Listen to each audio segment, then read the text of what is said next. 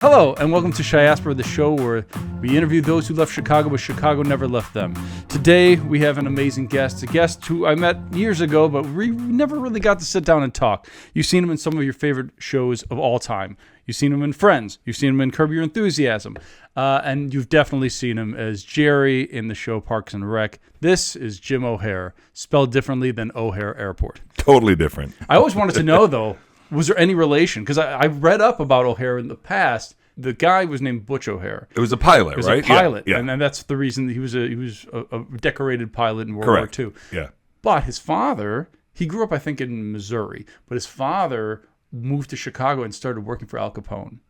I did not know that. I didn't know. I had to do some research because I was always wondering. Does research involve reading? Believe it or not, yes. Yeah, no, I wasn't involved then. No, I had nothing to do with it. It was a pass. It passed. Hard pass. Just Wikipedia. But the thing is, so my thought was, is there any lineage? Because maybe they changed the spelling of the name because they didn't want to be associated. I wish there was lineage. I would cash those checks happily. And when I was in, school and, grade school and then high school, oh, do you guys own O'Hare Airport? Yeah, yes, that's why I'm living in Lansing, Illinois, in this, lovely little middle class home. But yes, yeah, we own O'Hare Airport. No, I believe there's no connection. We spell it Oheir. They're Ohare. It's an interesting story. I guess I could make up some. You 100% should. Yeah, I mean, does anyone really check on anything? So I could say it. What the hell? 100%. What the hell? In fact, say it right here. So right let's now. correct the record. My grandfather. No, I guess I should go. My great grandfather. Well, I don't know what age this would be. Anyway, he was walking in that area one day. And he found a paper plane, and he was flying. He was just throwing it as a kid would do. And he was like, wow, this could be something. And next thing you know, we have O'Hare Airport. What do we do with all this land here? Look at this open land. Hey, what if I put like a building and people put tubes that fly in the air and people fart in them for hours and hours, and then they come here and people come from different places. I thought I was the only one, but I found out I'm not. Yeah, no. Who farted out? Oh, you are not, my friend. No, that's great. Oh, I'm sorry. No. 21C. Dude, that's... they knew it was you. Yeah. First of all, the problem is being the fat guy. Whenever there's a fart smell on a plane, you're immediately blamed. I'm sorry. It's a given. No matter where I'm like, oh, that's going to be on me. So that sometimes I'm like, well, it's going to be on me anyway. Have a good time. Do you just wink? And yeah, exactly. No, but it's I guarantee, the minute there is and there's always a fart smell on a plane, someone's always, whether they do it purposely or they're sleeping or whatever the issue is, someone's letting it go. And one time I was flying to, it was an overnight flight somewhere in Europe. I believe it might have even been Paris or whatever, but I'm on an overnight flight. And, we had the nice pods, which are like the greatest thing in the whole world. Yeah. The pods are lovely. And they turn into beds, and it's wonderful. So I get up to go to the bathroom, and they say before the plane, takes off, if you're going to sleep, please don't fart between these hours. Well, they can say that all day. They say if you're going to go to sleep, please put the sheet over you and then put your belt over the sheet so we can see that you're belted in. But you mean they want to know they're belted before you put the sheet on? Before you put the sheet, so that they can look and go, in case there's turbulence, this person has their belt on. Sure. Okay, that's fine.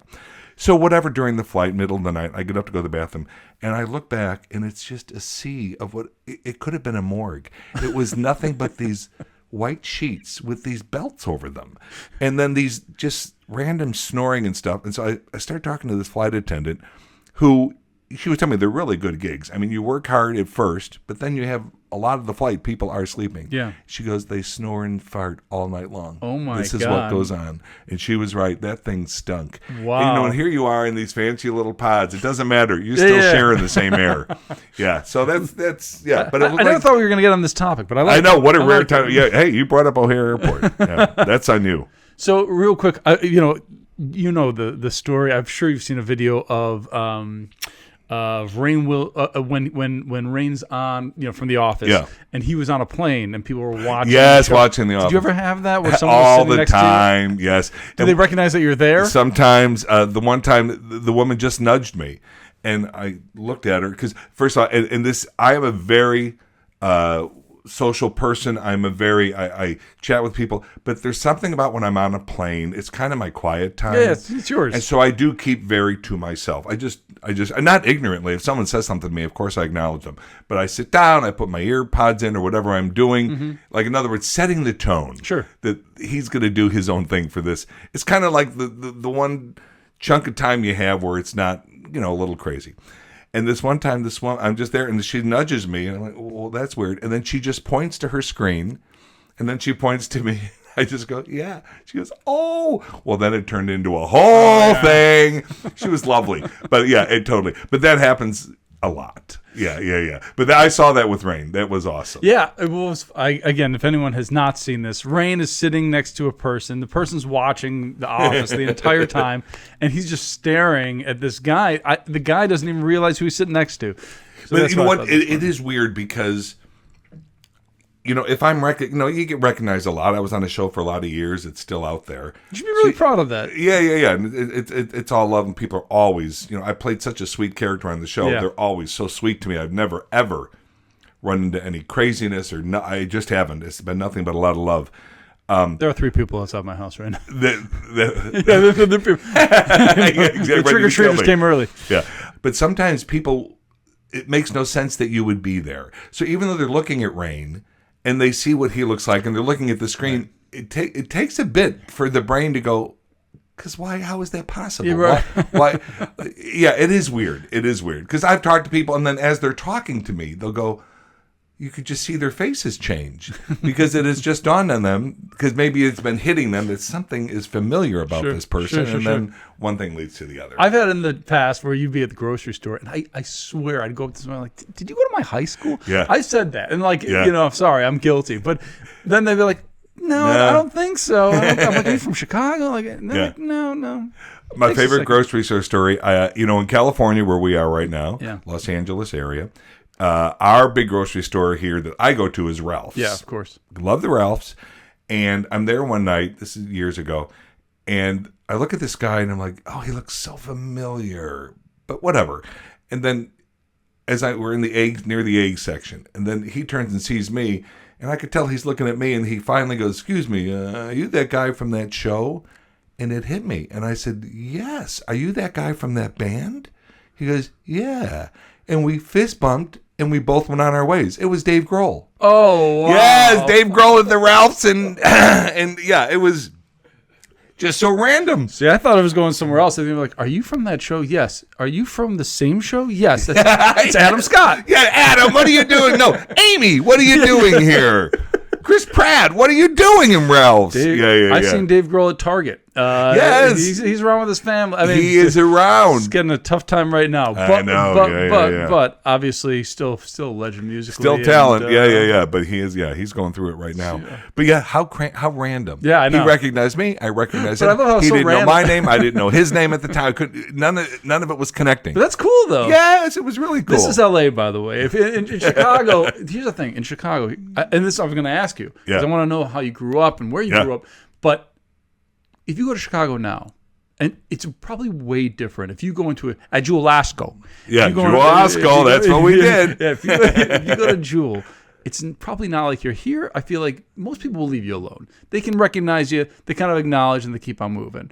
Very rarely have I stopped the celebrity, unless it was like somebody I was like, I have to say hello to them in person, because usually it's like something that had something to do with my childhood, and I wanted to be like, oh my gosh, I gotta say hello. Right. But what I was saying is that if you go to Chicago, when was the last time you've been to Chicago? Do you go often? I go often. I'll be there again. I have this book tour coming up. I'll be there. I'm going to spend Thanksgiving there.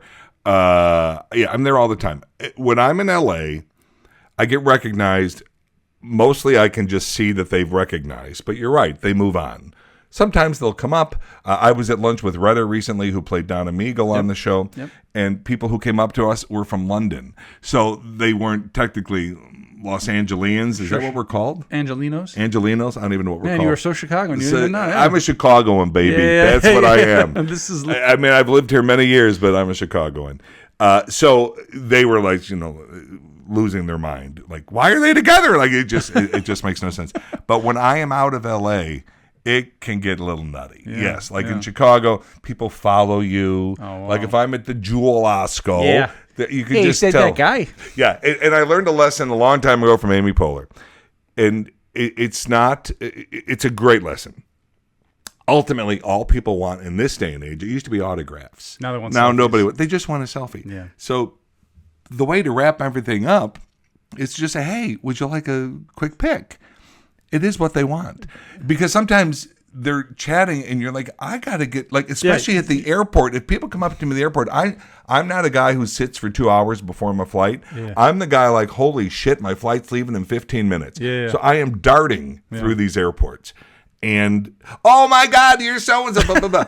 Like, and I don't want to be ignorant, but I'm like, oh yeah, but I'm running late for flight. How about a quick picture? Boom. And then they got what they wanted, which is so cool. Yeah. And so that's the lesson I learned. You just have to, so if I've been followed in a Jewel Osco kind of place, I will, I'll just, I'll stop in an area, pretend I'm looking at something, and then they'll eventually get the nerve to come up. Sure. And they'll go, hey, did you want to do a quick picture? Yeah. And then they do, and then everyone's happy. That's and good. then we can go on our days. That's great. Yeah. I mean- And I don't do it to slight anybody. I'm always happy to talk with people.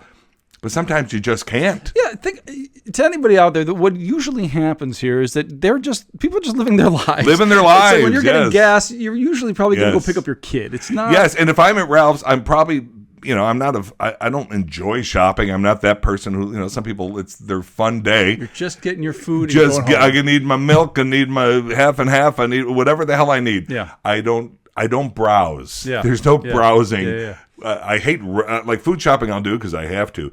Clothes shopping, I mean, put a bullet in my head.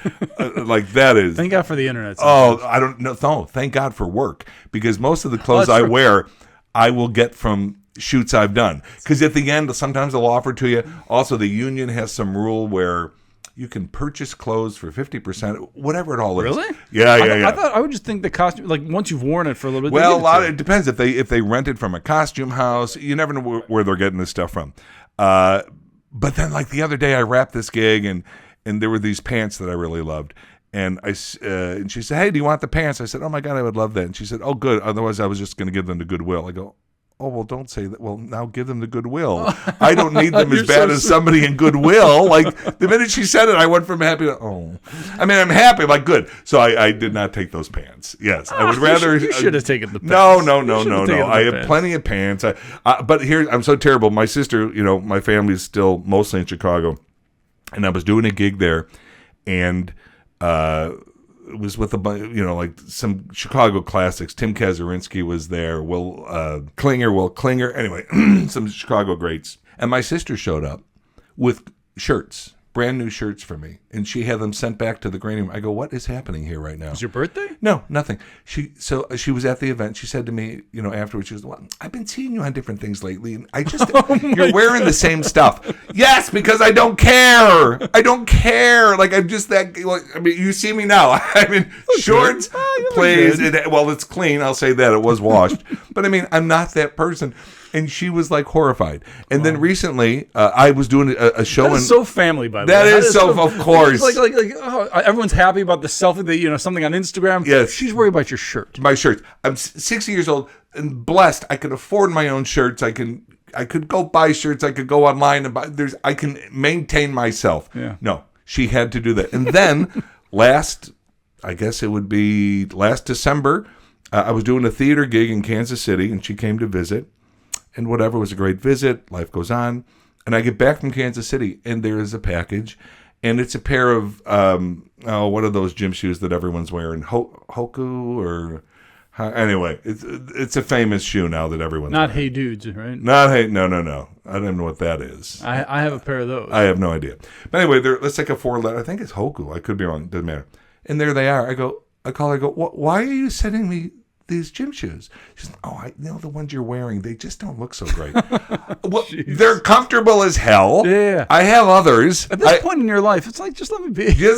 But it's very sweet. Of course. And actually, today's her birthday, as a matter of fact. Oh my God! Everyone's Yes, having a birthday. happy Your brother. man. Says My a brother, happy- they were Irish twins. So he was, yesterday they were the same age. Wow. So today, now she's a year older. So you have two siblings? 3. Yeah. My parents did boom, boom, boom. All of us within a very short time, and then it took a break, and then a 4th one.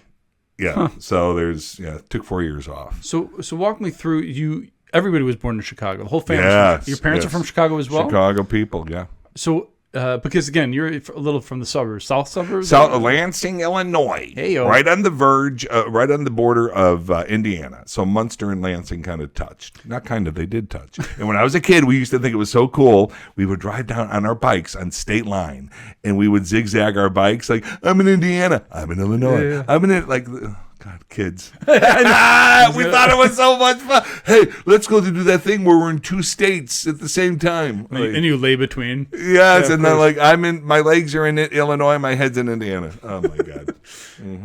So when you grew up in Illinois, it wasn't Chicago proper, because Right, south suburbs. South suburbs. You went to school. Did you know at that time at all acting was going to be something that you were going to do, or was it just kind of like you were the goofball in class, or how did it happen? Not even the goofball. I was a pretty good student.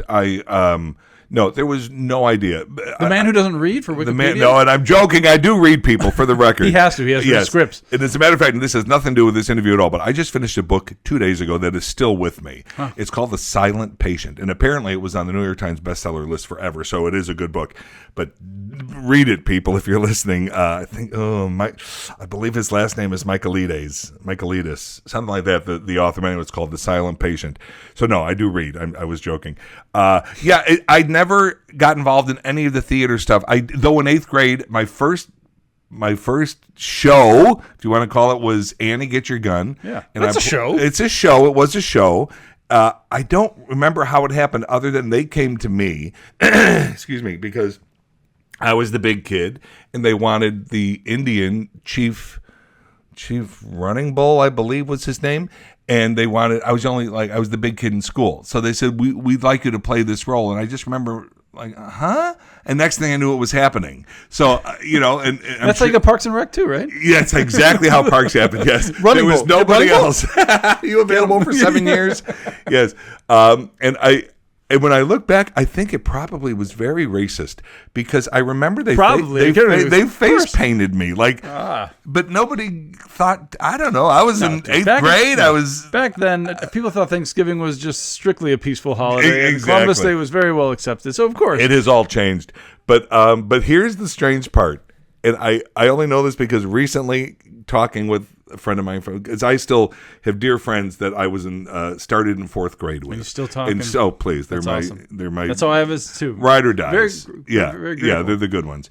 And I forget how the topic came up, but they were like, but you never, because there's all this excitement with the book and everything, and so I'm going to be all over the place. We're going to talk about that in a second. Yeah. But I'm just saying. So I think that's how this topic came up, and I realized I could, and I'll do it right now for you.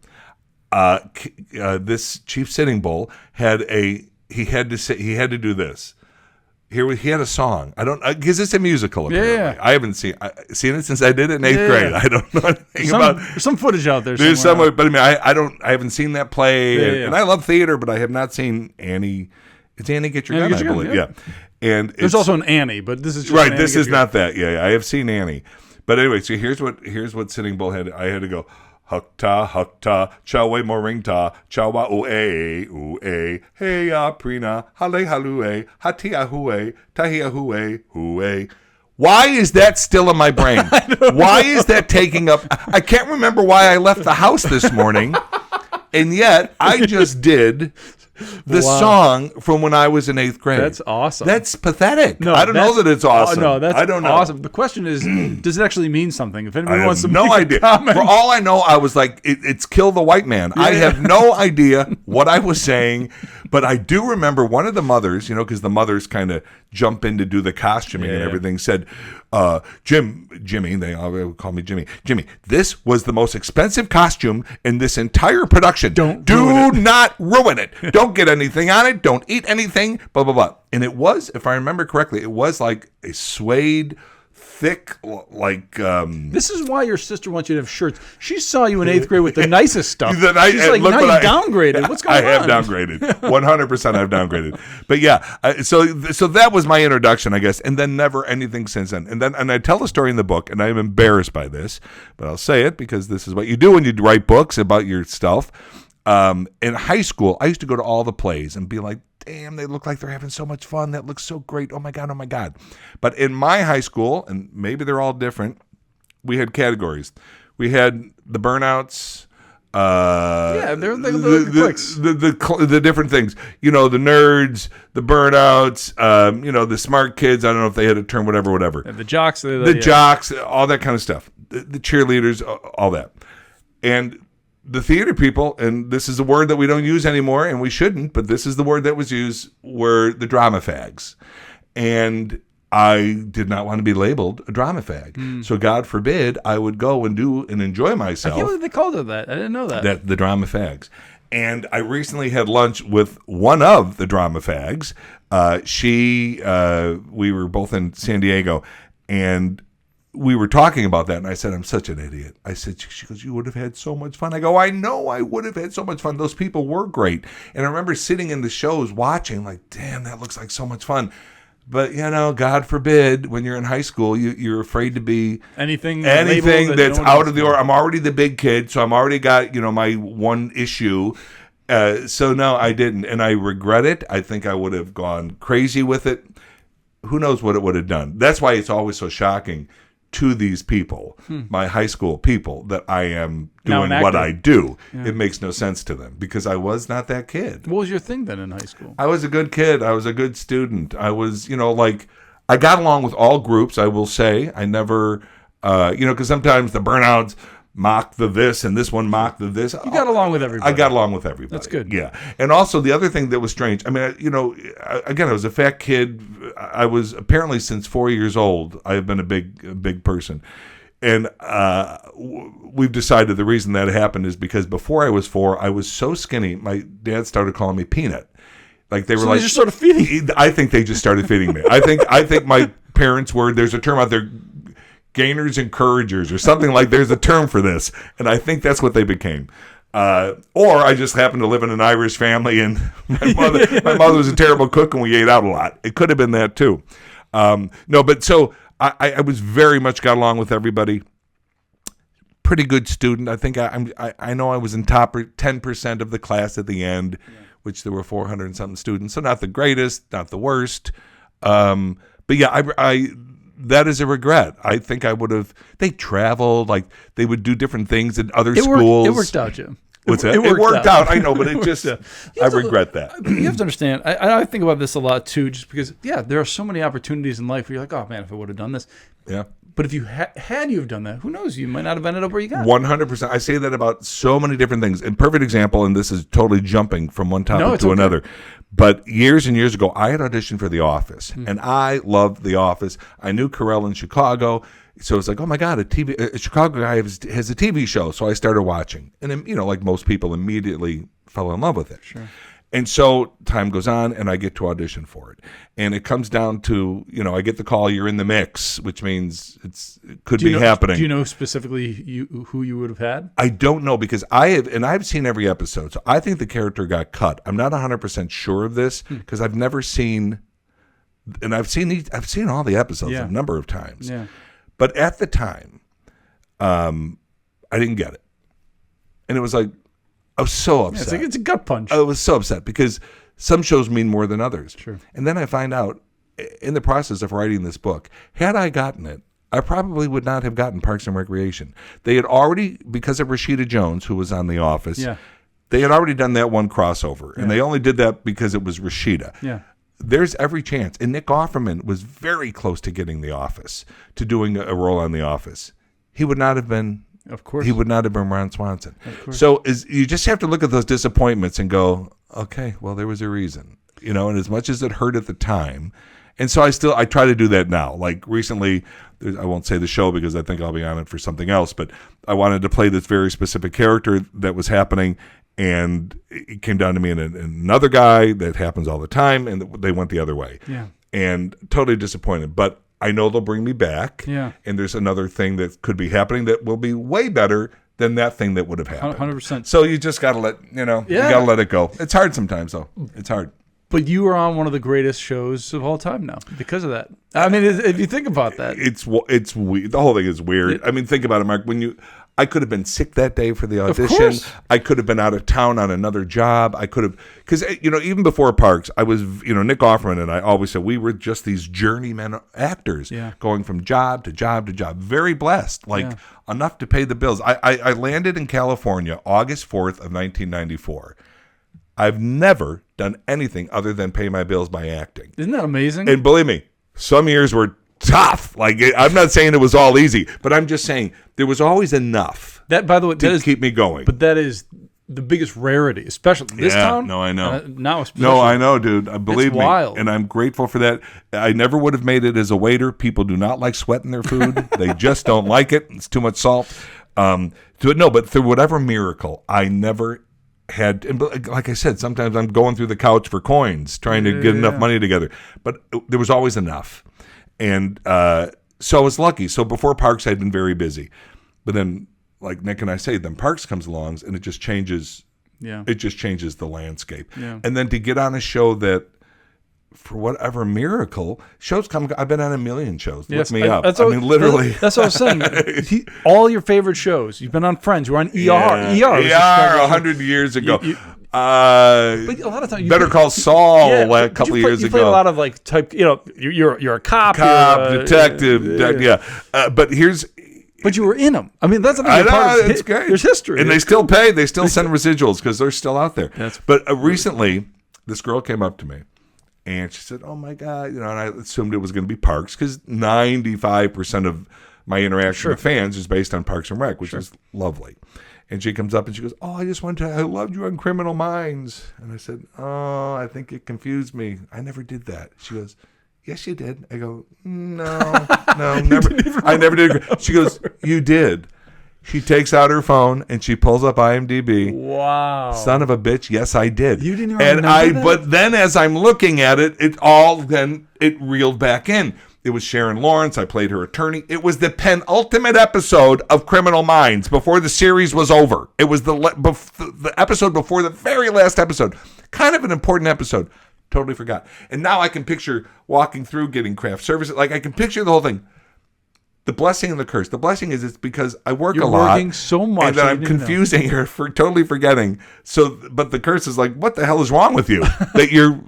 I give her a lot of credit, dude. She stood up to you. She was like, dude. You did it. I know my Criminal Minds. That's a super fan. That is a real super fan. There's I had this weird thing happen recently. Do you know who Paula Poundstone is? You might be too young. Look her up, everybody. What was she in? She's a stand-up comedian. Okay. Paula Poundstone. Look her up. She's hysterical. She's, I don't know how old she is. I'm going to guess older than me.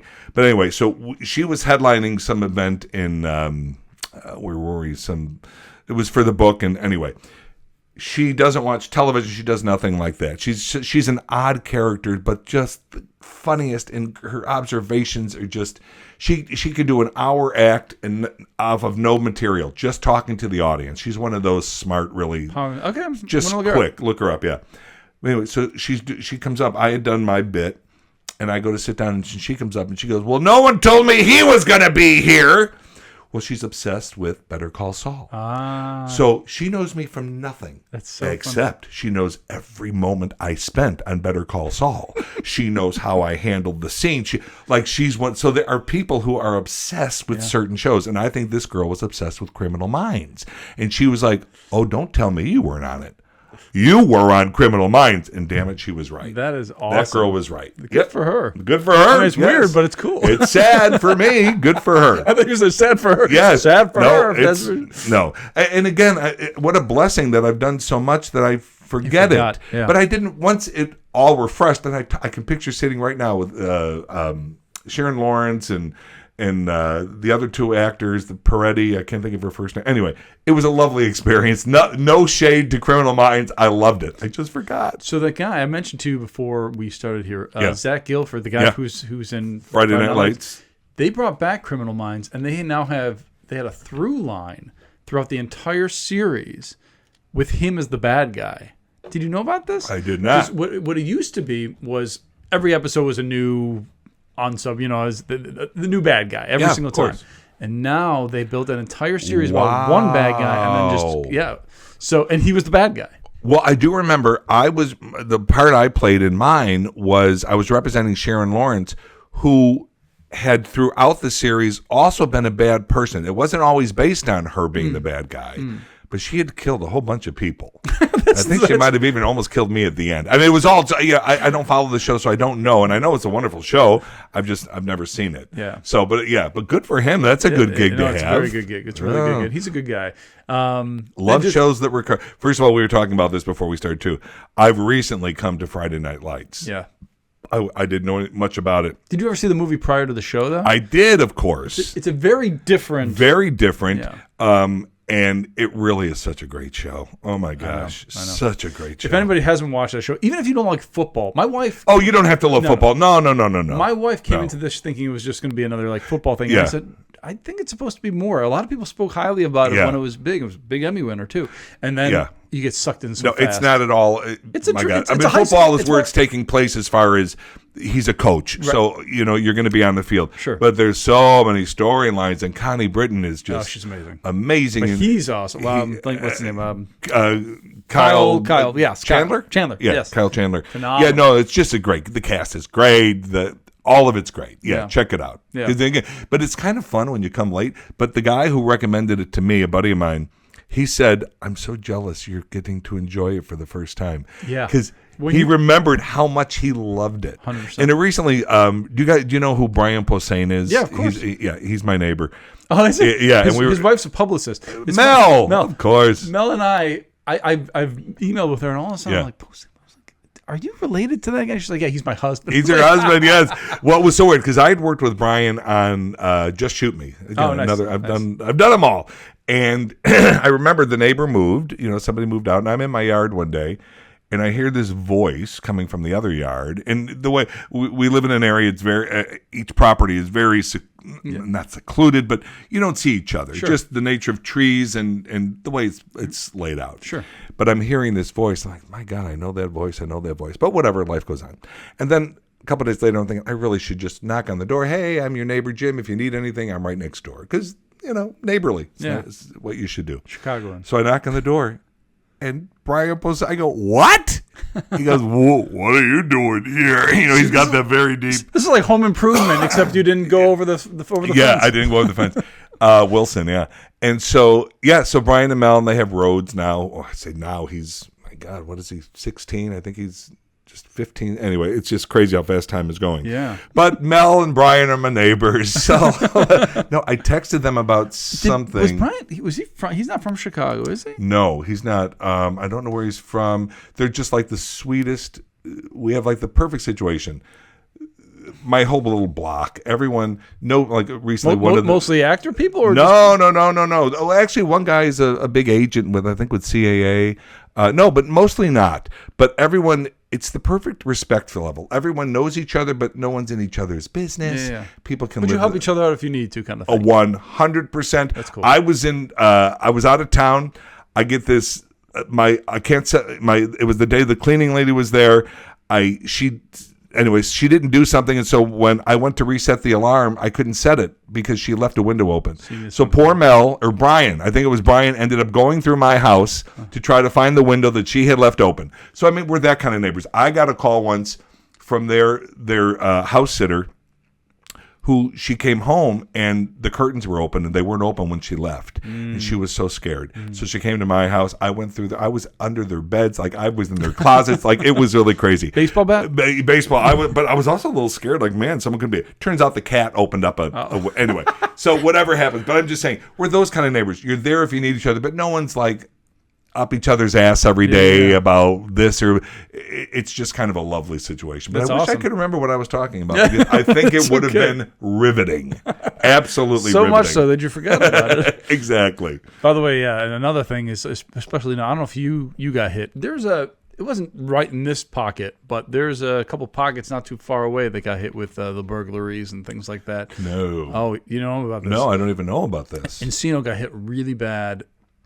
I would say summer. It was in the summer, and just house after house. Really? House. I did not know. To the point, this. I went to a friend's house, and all the cops came out on horseback. And they did it because they didn't want to seem like they were just driving the cars around to scare people. They wanted to kind of seem approachable and fun, but they specifically did it to make sure, if they saw anything that was weird. Okay, this is now explaining something for me.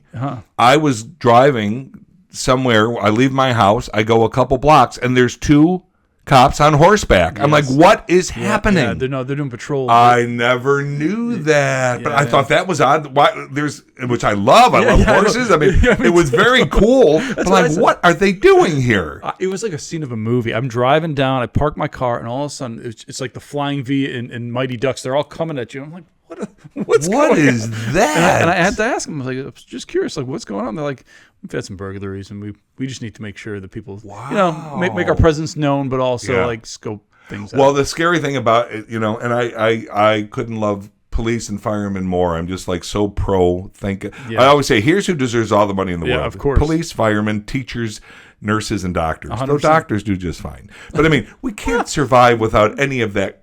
Those people, we just can't survive. And like, I'm the guy, and oh God, this is a humble brag. I don't mean it to be, but because there's many people who do this. But like, if I'm like recently, I was at Jersey Mike's is a sub place out. I don't know if it's all over the country, but they're certainly in California. Yeah. And there was a policeman behind me. I paid for his lunch because I just love them. I think we can't survive. But Jerry just paid for my lunch. Exactly. Actually, this woman came up to me and she goes, "I used to love you before, but now I love you even more," which was very sweet because I didn't do it for that. I didn't know anyone's looking. It doesn't matter.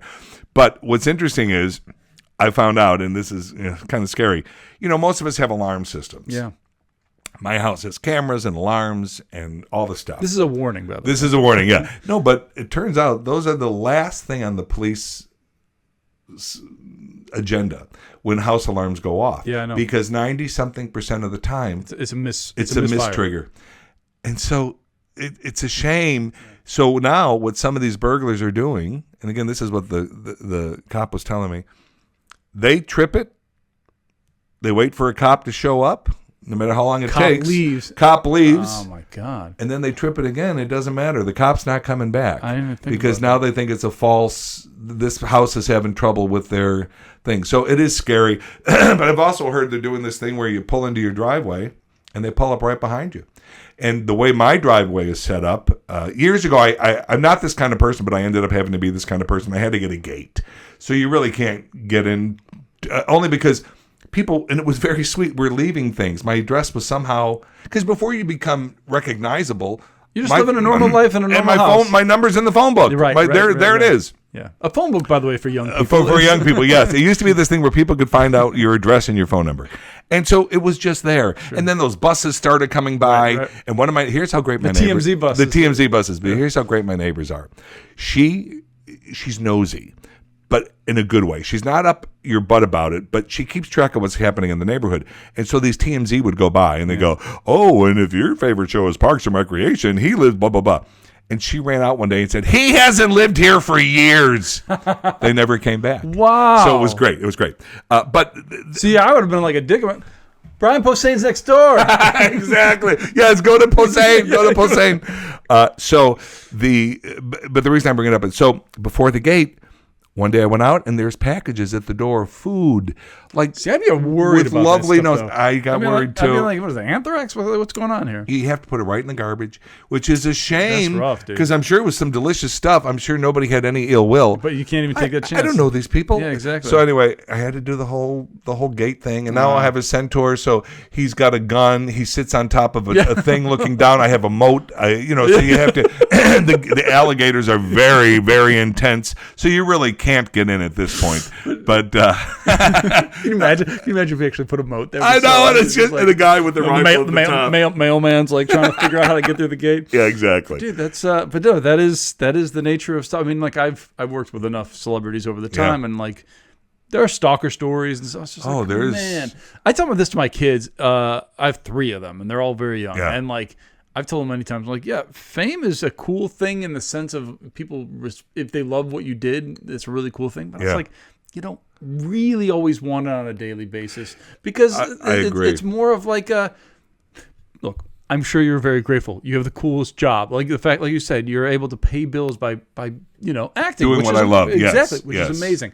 Yeah. But when it comes down to, do I have to worry of whether or not this cupcake that's delivered to me is going to poison me? Yeah, that's I mean, like you said, luckily you, for the most part, played good people. Yeah, but I also, my level of fame, I consider myself. Someone yelled at me, maybe my manager, but that's probably her job. Probably I'm like, sister. as a C-level blood, she goes, "You are not a C. You're like a B level." I go, "No. First of all, I don't care. That's not even the point. Whatever we were talking about had nothing to do. I don't care." But you're like in that middle where people will recognize you, but you're not. Luckily you're not a Scientologist, and like exactly. But what my point being.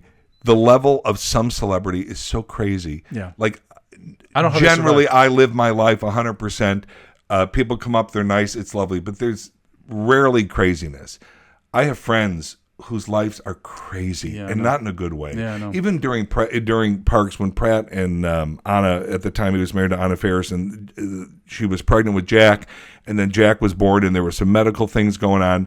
They would be driving to Cedars with paparazzi chasing them down. Like, what world are we living in? That's the thing. The kids are the ones that suffer most. Yes. The people around them are the ones that suffer most. And they don't even know that they're suffering. They don't even know. Yeah. So that makes me crazy. Like, I'll never forget, the night before the Emmys, Jeffrey Katzenberg throws in, it's called the Evening Before Party. And it is one of the events of the year. It's like... Big party. Like in the old days, they'd say, "Oh, this is the social event of the season." Right. Well, this was kind of this is one of the events of the year. It still is. And it's held between the buildings over at Century City, and it's amazing. And it's amazing, and the food, and everyone's there. And it's not just TV people that show up. It's film, it's everybody. So one night I'm there, and I'm in a circle with John Hamm, I always forget his name. Super sweet guy. Oh, John Hamm. No, not Mad John. Men. John Yes. Hamm. No, him I love. The guy from There's the age. here's the age thing. No, you all know him. He works all the time. He's amazing. He did the Maestro last year. Who am I talking about? Bradley Cooper. Bradley Cooper. So people like this, and I'm like, I love celebrities. I love we're chatting. And Ham I met a number of times. He did Parks. Plus, he knows that whole crowd, so he'd be around, and he's just. Awesome. By the way, do you know Jimmy Pardo? I've done Jimmy Pardo's podcast. Okay, cool. Yes, so he's been on the show. We're buddies.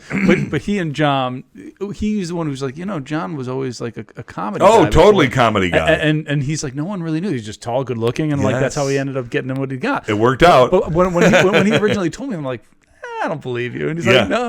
Yeah. He started in comedy, which is funny. But here's what was crazy. So we're all chatting and eating and drinking. It's like the greatest party. And someone goes, "Oh, God, look who's here." And you look up, and entering in the room is Tom Cruise with, at the time, his wife was... No, I'm hearing my Scientology comment. There, yeah, exactly, yeah. See, this is all coming back. Yeah. I am a Scientologist. Yeah, there you go. I thought you knew that. No, I didn't. And right now, look at my eyes. Oh, God. Yep, you're gone. No, Katie Holmes was his wife at the time. Right. So they come walking in, and that's when I realized... I thought I was already talking to the top level of celebrity. There's John Hamm, Bradley Cooper. So you start to remember you were an A plus. Now you're down to a B. No, look who just walked in. They were the ones who were like, "Oh my God, holy shit, Tom Cruise is here." So, like, what? I didn't know. I just kind of put them all in the same category. But even in their world, and their A plus, there are levels. Tom Cruise, and watch everybody. All eyes were on Tom Cruise. This crazy. I had a friend who used to, when he first moved out to L.A., actually he did in New York too. There are these people, when you go to award shows, my buddy Chris, what's up? They're seat fillers sometimes. Actually, Chris, not what's up. He was saying such shit about you earlier. You don't even want to know. You don't even want to know. That was between us. No, but he was like a seat filler, and he was also like what they call like an escort. He would like take you down the red carpet, put you in your seat, and all that stuff. And he would tell me, he's like, he'd meet like Jennifer Hudson, and she'd be like, "I gotta meet J-Lo." And like you'd be like, "Wait, what? Like these people care? Like don't they like hang out and like live next door next to Brian Posehn?" And it's like it's kind of crazy but here's the thing: everyone comes from somewhere. Everybody grows up watching something, and it's like and sometimes it's the funniest thing. The people who are interested in other people that like you would think. Like Tom Cruise might be, you never know. Tom Cruise might be your biggest fan. Yeah, who does he want? Yeah, you never know. But to get back to what you started talking about, Imagine that level of fame. Yeah. You can't go to Ralph's. No, you can't live. You can't live a normal life. I know. That I have no interest in anything like that. Like, I just can't even imagine. Unfortunately, that means you can't function. I was just about to offer you a Marvel movie. Oh, son of a bitch. I spoke too soon. Damn it. That is always my problem. I speak too soon. No, but can you, like, that is. I know, it's rough. That's success. Like, I want to go to Ralph's. I want to go to a restaurant. Like here in LA, no one almost ever bothers me at a restaurant. Now in Chicago, LA, they'll come up, and my favorite thing is when they come up while you're eating. Oh, I hate to interrupt. Well, you mustn't hate it that much because you're doing it. Something through my mouth? Yeah, you don't totally hate it because here we are. And it used to be, my family used to get a kick out of it when it first started, but everyone's over it. Really? Everyone is way over it. When you go to Chicago, like, real quickly, rattle off, where do you usually eat? Oh, my God. Well, it depends on what area. If I go back, like I lived in Wrigleyville for a lot of years. As did I. After, I left home and all that stuff. Where'd you live? So Streetwise, Belmont and Barry, Barry and where Clark and Belmont and they do that weird little triple thing. Yes. I was in that area, and then I was also on Belmont and what was that street? But near Halstead, kind of that area, near the L, all that kind of stuff. So I lived in a couple places there, and then somewhere you just bounce around. You have no money, and you're just trying to figure it out. Oh, this buddy's got an extra room. I can live there for a while, and that kind of thing. This is when you were doing Second City stuff? Well, yeah, and also my comedy group and White Noise, we were together. So, yeah, just trying to get by. Yeah. And then I started doing legit theater in Chicago. And I don't mean that, like, Second City is certainly legit, and that's where I trained, and then I worked at, like, the Roxy. But when I say legit, your theaters that do show after show after show. Like, I was in a comedy group. We would come up with a show that would run for 6 months, right, and then we wouldn't be doing anything for a year because we got to come up with another show. Right. So legit theater was more of the regular runs, so I started doing that kind of stuff, which was scary and exciting because now it's like, whoa, now it's not just my own stuff. I got to learn lines and find this character and who this person is. So, but it was all exciting. It was super exciting. But yeah, so that was my turf for a long time. So of course I love. Now, you might not know this. Do you know of a place called Aurelio's Pizza? Of course. I think it's the greatest pizza in the world. Huh. It's my favorite. Now, I know there's... Because you're a Southsider. We've had this conversation on here because I was a Barnaby's guy. Love a Barnaby's. Yeah. Grew up, Calumet City, Illinois had a Barnaby's. Yeah, but Barnaby's and Aurelio's, apparently, there's like some people who have like said, everyone has a preference, right? At least in the tavern style. Interesting, way. Yeah. So Aurelio's. I'm an Aurelio's guy, but of course, give me a Giordano's. Give me a. Are you a loser or a Gio guy? I love a Malnati's. You're happy with all of it. I am really happy with all of it. Did you ever go to Gino's East over here? I have. I recently I played poker with the same group of guys for over 30 years now. Wow. Since I moved to LA. And I brought a couple of Gino's East opened in Sherman Oaks area. Valley Village, Sherman Oaks area. Yeah. And so I brought a couple of the deep dish for poker made people recently. Happy. It always makes people happy. But there's also... Did you take their money? No, that night I did not. No. That night I lost $2.5 million. Oh, jeez. Yeah, that happens. What are you going to do? The gate goes down. You can't afford it anymore. No, the cops come and go, so you don't even have this money. Oh, right. No, and so I played with the same group of guys. We've played, again, for 30 years, and we played nickel, dime, quarter. We get so pathetic because somebody be like, whoa, you raised it a quarter. And we really get like worked up, like, whoa, what does he got with it? You pay $8 for a cup of coffee, and yet if someone loses $10 at poker, you're like, holy crap! I can't believe I just dropped $10. It's the craziest. I mean, the shit I spend money on every day that is whatever stupid. Yeah. We're pissed because I lost $10 at poker. It's all relative. Relative. And then I love going to Vegas. Please, if I ever left Vegas and only lost $10, I'd be doing dancing. Yeah, right, I'd be dancing. Yeah. But there's something about, because we play nickel, dime, quarter, $10 is a lot. $10, like, damn, I had a shitty night. Yeah. Well, it's because you care about the game. We just play. And we play all this, like I've played with people who are really serious, and it's going to be Texas Hold'em, and it's going to be straight poker and blah, blah. we're playing Twos Are Wild, the Dime Store. Changing rules while you're going. Yes, I mean, Aces. Ace of the Hole is. I mean, we just. First of all, it's basically. I would say if someone were to encapsulate the evening, it's probably 60% bullshit talking about stupid shit and 40% playing cards. I really think it is. But that's what it is. It's what fun. It is. It's fun. And there's no line that you can cross that will offend somebody. We mock everybody. I always say if that was ever recorded, I would be canceled immediately. And not that we're saying anything with males, we're mocking each other. Sure. A pair of queens come up. Pair of O'Hares are here, or a pair of whatever you say to the other guy. Are you all improv people too? A lot of them. Yeah. So it's even more fun. It's fun. It's a lot more fun. Silly and stupid, and we laugh our asses off. But back to the question. Sorry, when you come to Chicago, you eat all these places. Yeah. You go with your family, I assume. Yes, you go with your brother, your sister, aunts. Your parents cousins. are still around now? Parents are gone. Yeah, unfortunately, parents are gone. I was wondering where you were at that wake. I didn't see you. I did send a gift basket, but you said you couldn't take it because of the gate. Well, no, the gate was up by that point. I think now you're lying, Mark. I think now we're into the lying section of this podcast. What do I do? No, they're gone, which was horrific. And like my dad died super young, 57, which I know young people listening like 57, good for him. No, the 57 is young. I did that at 54. Wow, super young. What did he die of? He had a degenerative disease that was late in life. I'm so sorry. That's tough. No, 57, same story. Yeah, no. And my dad was very quick. It went from, I believe diagnosis was in April, lung cancer, and I believe he was, I know he was gone July 11th. Wow. So what is that, May, June, 3 months. And his case, it was a combo. I almost think that's worse. It's like you didn't even have proper time to like. Well, it was all crazy. That's you're terrible. Like living life, everything's good, and then you get that phone call. And he had a combo of lung cancer / mesothelioma because he worked in the trades, which was asbestos and all that kind of stuff. Yeah. Here's just an interesting story.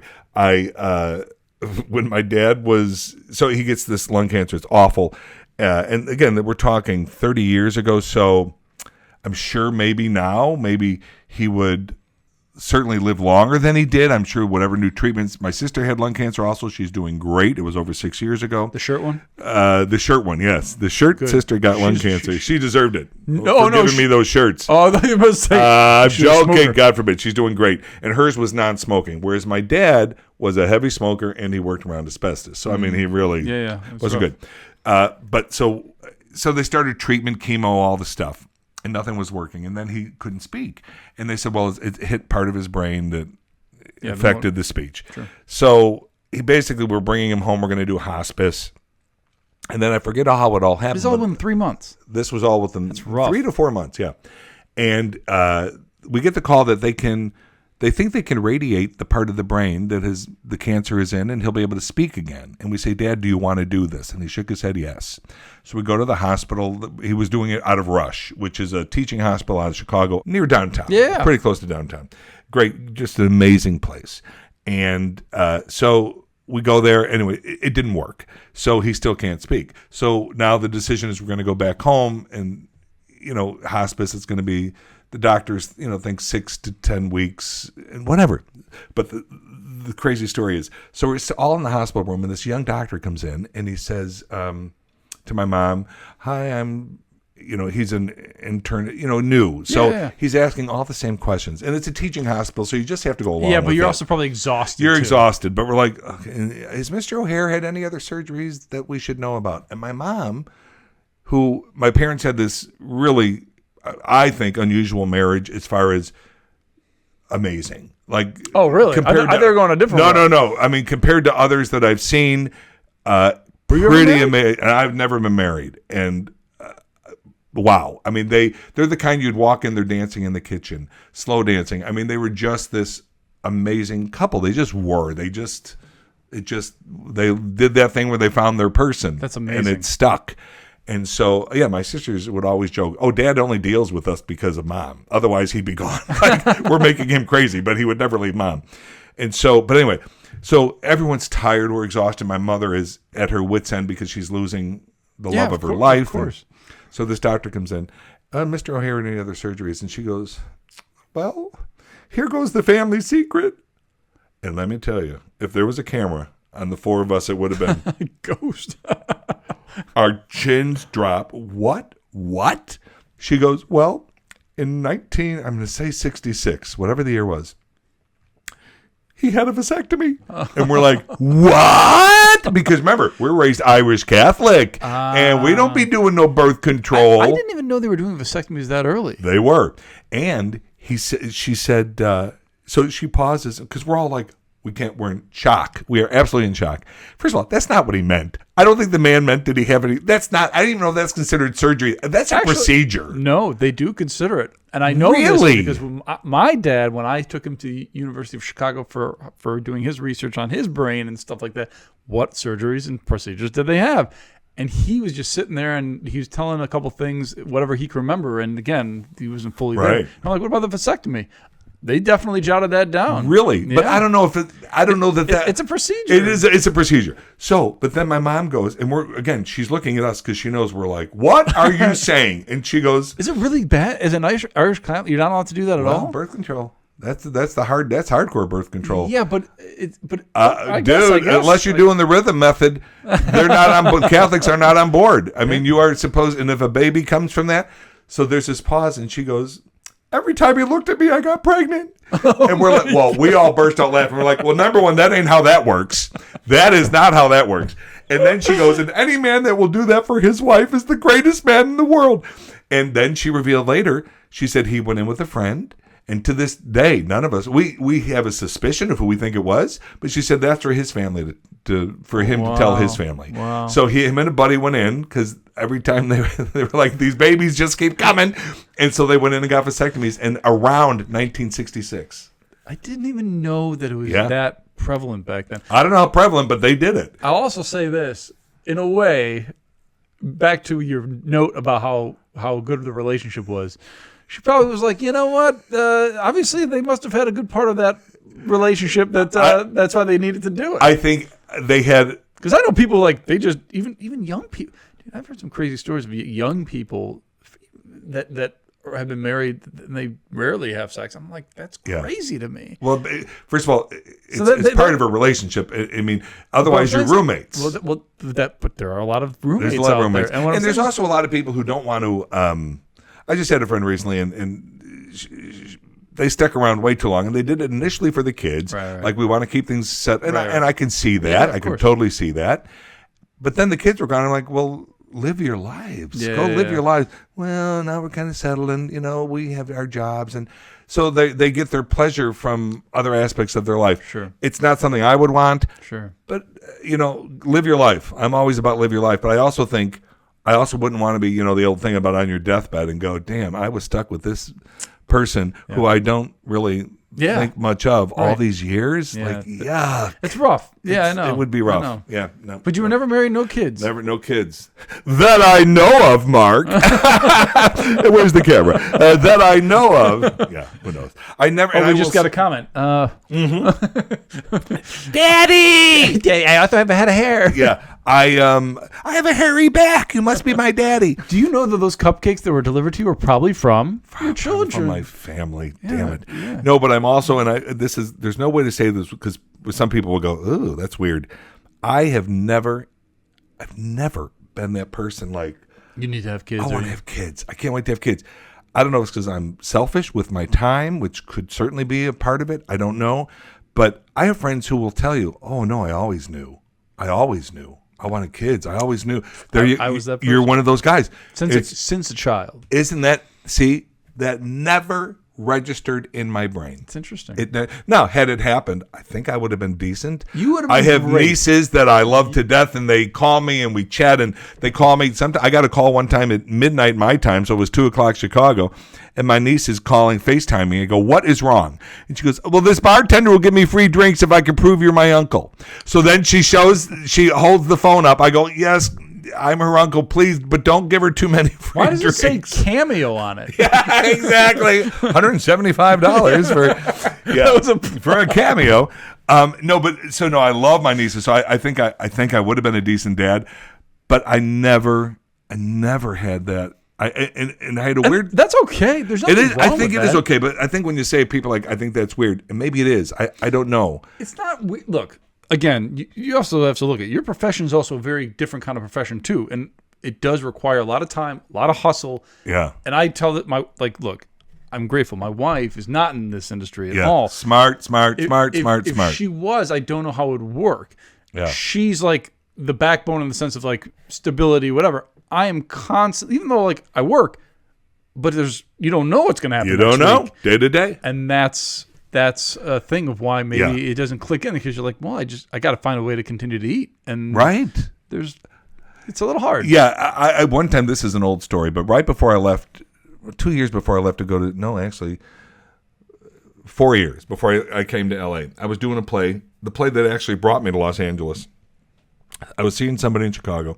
It's opening night, and it's super exciting because it's opening night, and it's this new play that my comedy group has written, and it's crazy. There's puppets and blood, and it's just this crazy. You Chief Running Horse again? Yeah, I'm Chief. It's Sitting Bull. Don't correct it, Mark. How dare you? How dare you misname me? Huntuck Cha wai ma ring ta cha wa way. Why are you cursing the white people again? And so, on an opening night, then none of us had money, but we pieced together we're going to have an opening night party at a bar nearby. And the reason I know it was 4 years because my dad was there.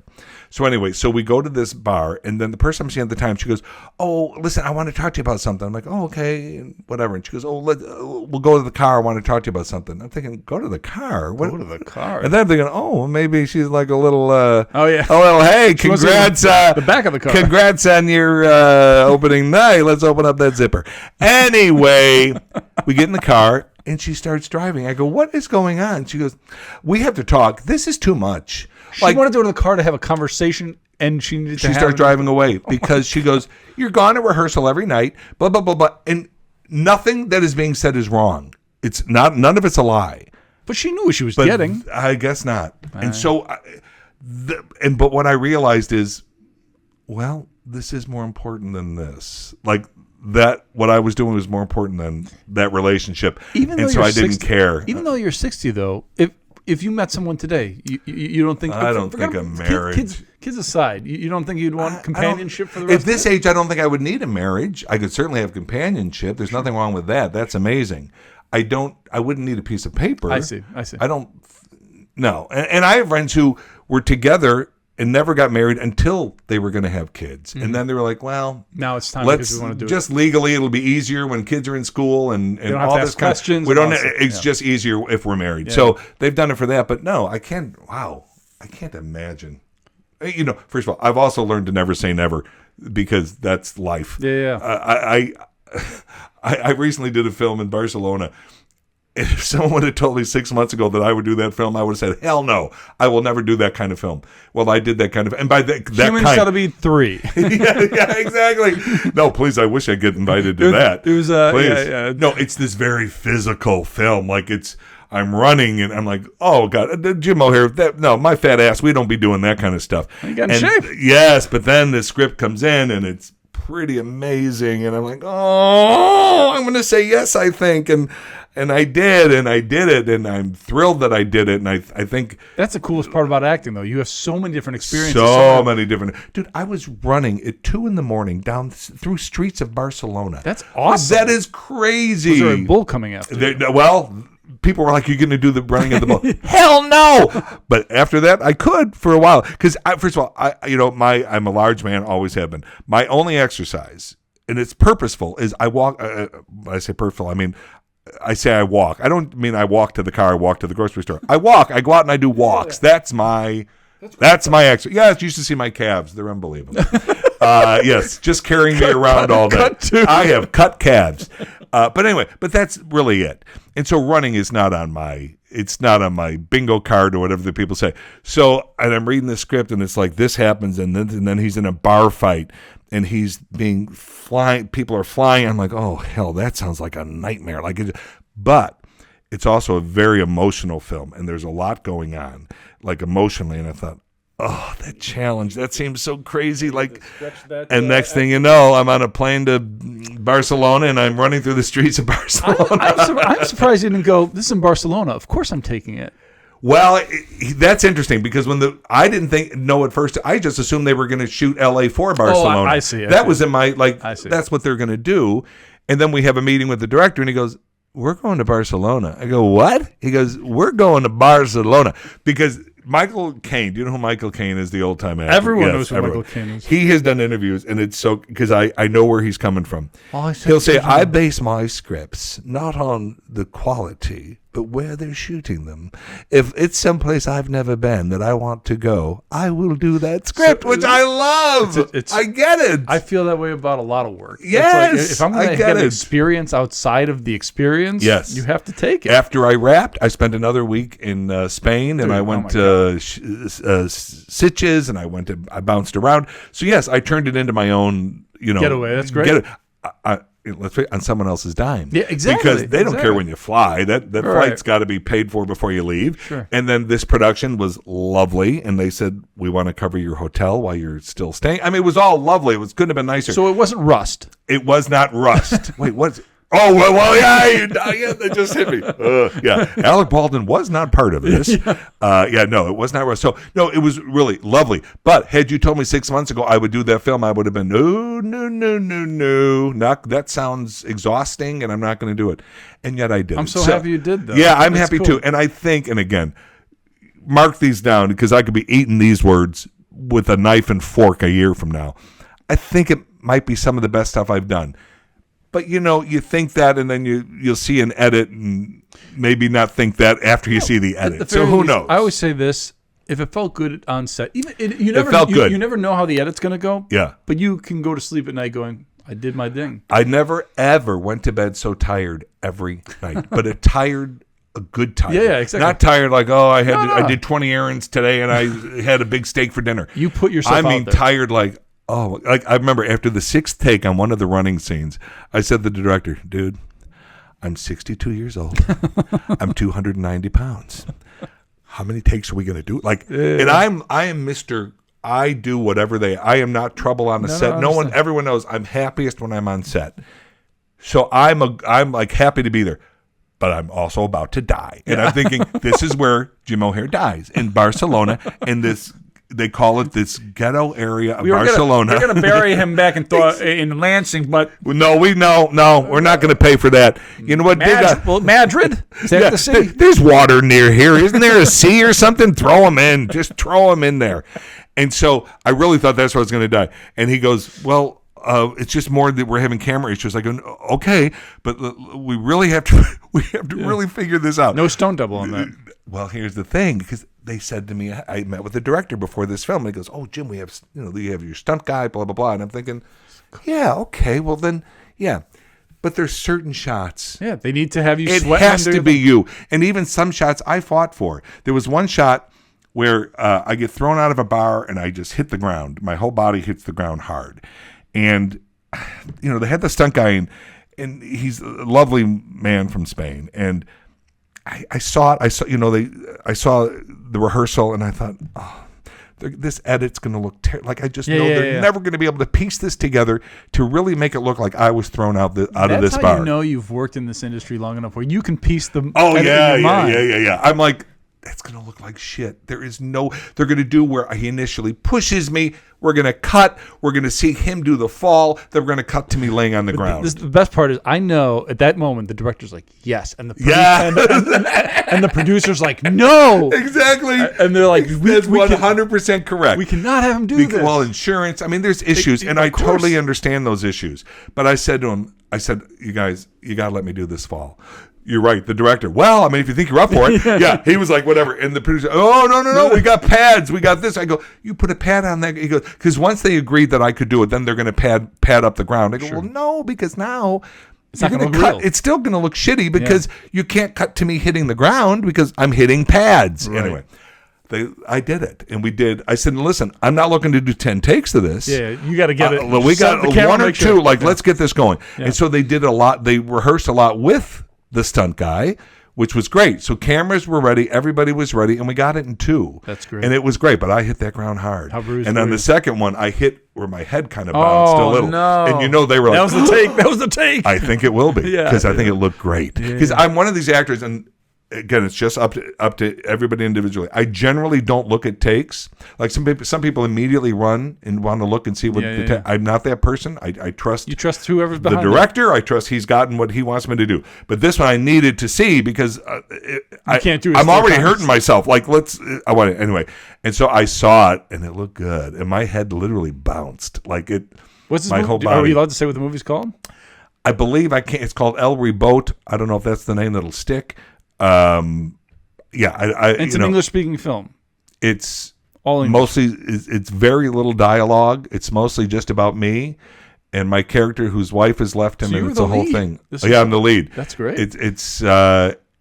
It's the craziest thing I've ever done. Did Mommy ask what was the budget on this thing? I have no idea. I just know flew you out. They're covering all your stuff. Yes, it must have not. They had money. Budget. They crowdfunded, and then they had producer, people who. Great. That's awesome. Yeah, I don't get involved. The only time I ever did it was right after Parks. I did a movie called Middleman, which if anyone's listening and you like a dark film, I couldn't be prouder of this film. It's called Middleman. I haven't seen this. It's on.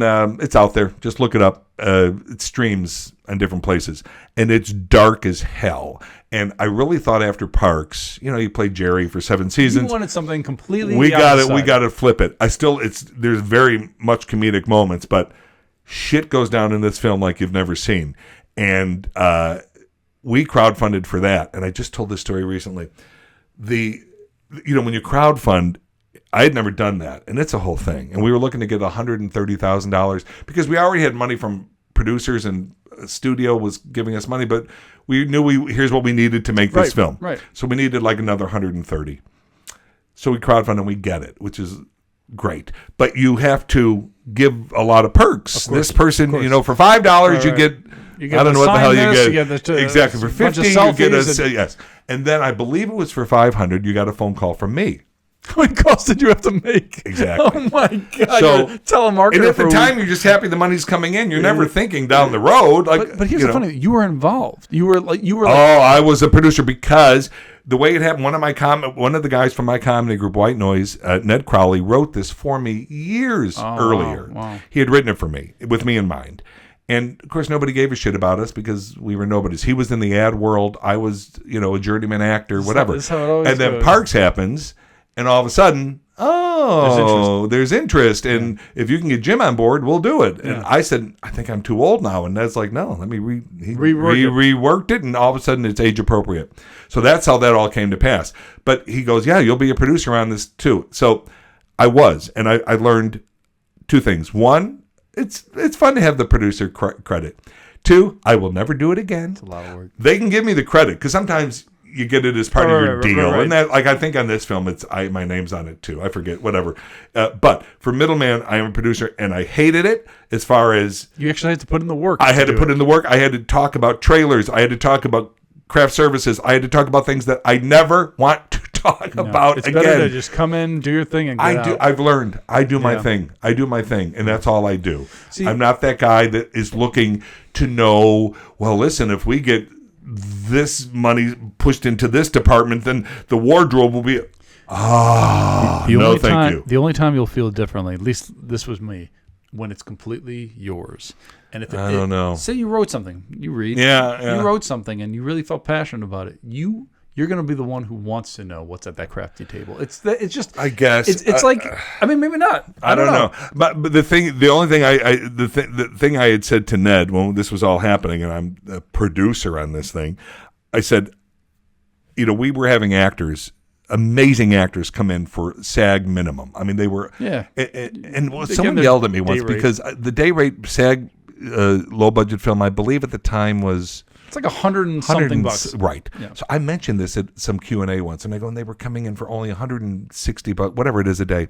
And this woman goes, well, just so you know, in the real world, that's not terrible money. And I said, I'm not knocking. Nah. I know that. I said, but these are people who are on series who make considerably more than $160 a day. I mean, that was my point. They're taking a big pay cut. They're taking a big pay cut. They're doing it for the script. Sure. That's why they're doing this film. Sure. And I've done many things for nothing because of the script. Yeah. Not nothing, but you know what I'm saying? No, of course. Not my normal pay rate because you have to survive. There's nothing better than a good script. Yeah. Nothing more exciting than, holy shit, look at this. But anyway, so I said to Ned, there's only 2 things I'm going to be a stickler on. We have these people doing this for next to nothing compared to what they normally make. We need decent trailers, Right. and we need decent food. Right. If we have those two things covered, you're going to have a happy actor. Exactly. You really are. Exactly. And we were shooting in the desert, a lot of it. Yeah. So at least let your actor be able to go to some air-conditioned little Right. world of their own. And have the greatest fajita and ever. have a nice little lunch. And so that was part of the budget that we made sure that was taken care of. So that's my only concern. But in general, if I'm on set, I'm very much tell me what you want. I love collaboration. I want the director to talk to me. And what happened is after Parks, I would do certain projects, and I could tell the director was holding back. And I don't know if it's because they thought, well, he's Jim O'Heir now and whatever. Don't do that. Like, let's chat about stuff. Because I don't know the right answer. But that's you. And just so you know, from my experience, there's not too many Jim O'Hairs. Well, I don't know.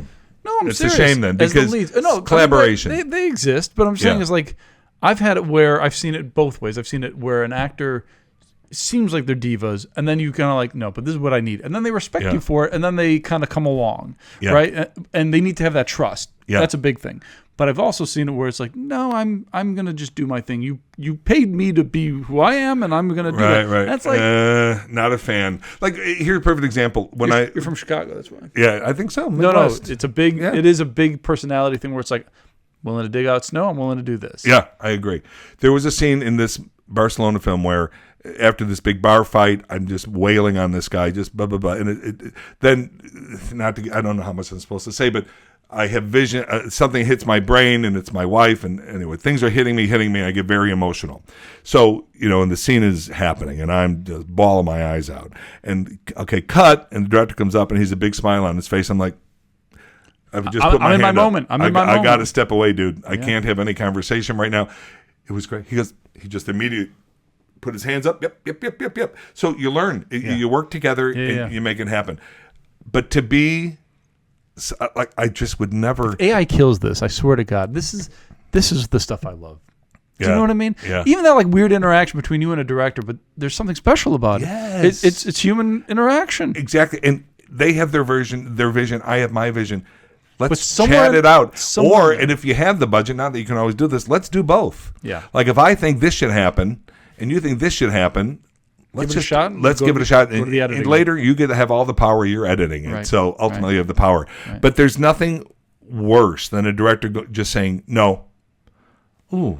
And there's nothing worse than an actor going no. Just no. Yeah. Like, even on Parks, we would have these directors come in, and there was what we call the no assholes policy on Parks. By the way, for anybody who doesn't know about television, directors will constantly Oh, yeah. rotate.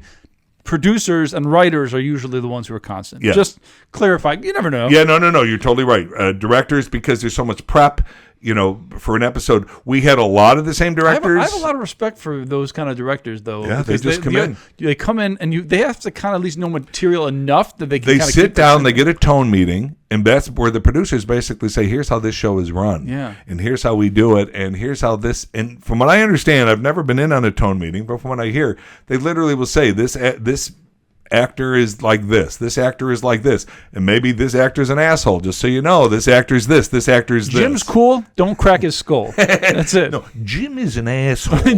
Do not talk to Jim. He is an asshole. If you ask him to run, he'll do about 6 takes. And that's it. He will be done at 6, which, by the way, I ended up doing 8. Wow. We ended up 2 more, and then everyone got what they wanted. But anyway, so on Parks, where it would get a little weird is, especially by season 5, 6, 7, we know these characters in and out. I know Jerry Gergen. Yeah. And sometimes the director would come in, and I have found that directors generally leave the main cast alone because they realize these people have been doing these characters for a long time. You're a veteran. They might have blocking notes. They rarely have performance notes. Now, if you're a guest star on a show, they give you more attention than they should because they want to make you a part of the crowd without feeling like an outsider. Yeah, but then sometimes you're like, okay, I get what you're saying. Yeah. Talk to the other people. But you're just talking to you because you're the guest star and you're not one of the regulars. They're afraid to talk to the regulars. But anyway, the point being, there are times where I will have said, oh, but I think my character blah, blah, blah. So I know there's some actors who would just go, well, no, I won't do it like that. I would never. Are you saying that you say that as an actor? I would say that as an actor. Yeah. Just so you know, I don't think Jerry would do ever do that. Jerry would never be mean to Gail, his wife, or he would never blah, blah, blah. Right. But I'm always happy to talk about it. Always happy to hear. And then always happy to try it. Did you feel like that set was very much like that, not just you? As far as...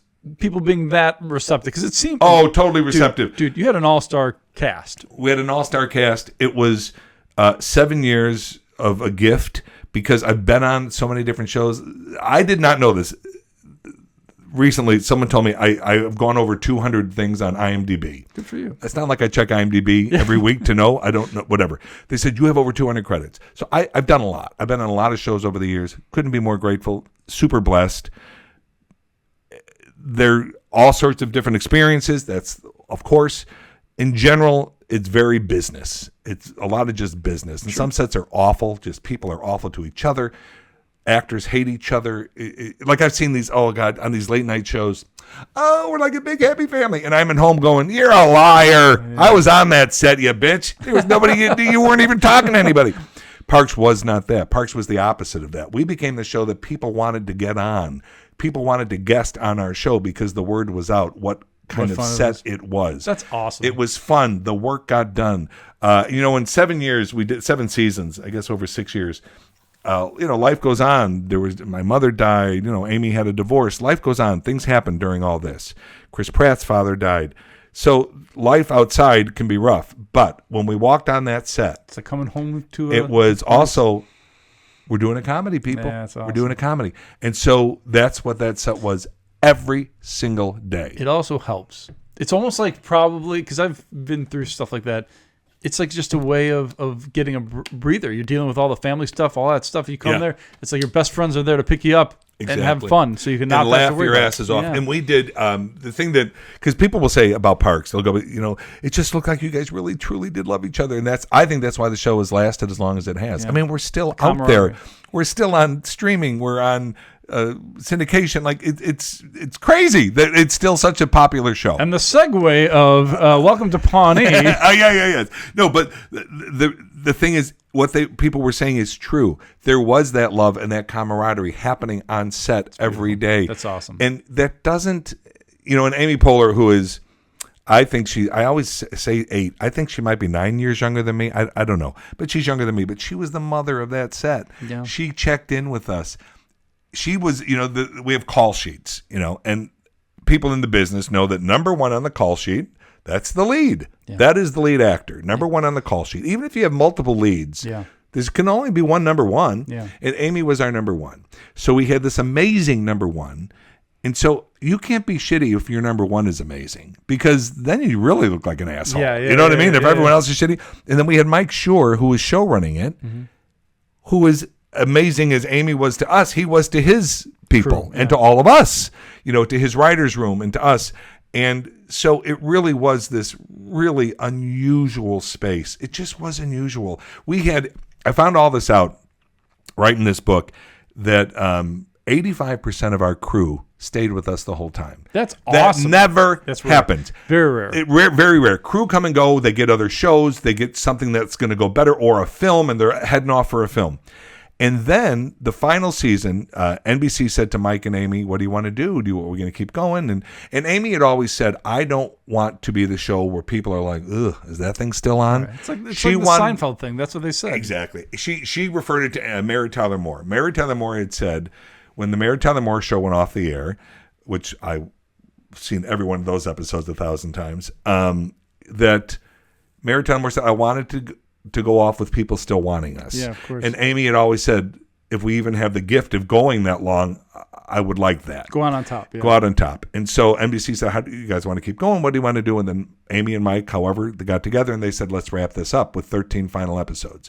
So that's what we did. And it killed to get that news, but it made perfect sense. So the odds are, we're going to lose a lot of the crew. They're going to go on a show that is getting a full season. Because they need to be able to feed they their got to pay their right. bills. Right. Believe me, there would have been no hard... But everyone, I just assume that's what's going to happen. Right. One person left. Does everyone hate that person? No. Was Bill? Wait, was it Bill? I just made that up. Oh, Bill. Yeah, no, it was Bill. That's why I was showing like, Bill, how do you know it was Bill? No, it was not Bill. No, it was a great guy who was with us the whole time.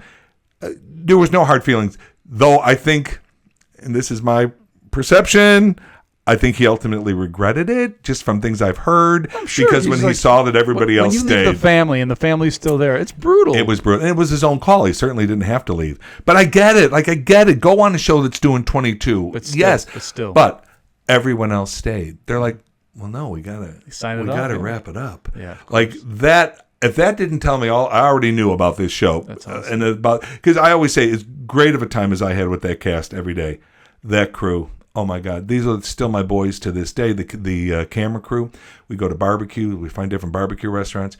They were my family as much, because we're talking 10, 12, 14-hour days, depending on if you're on location, you're going to have a 14-hour day. If you're in studio, 10 hours. It would all depend.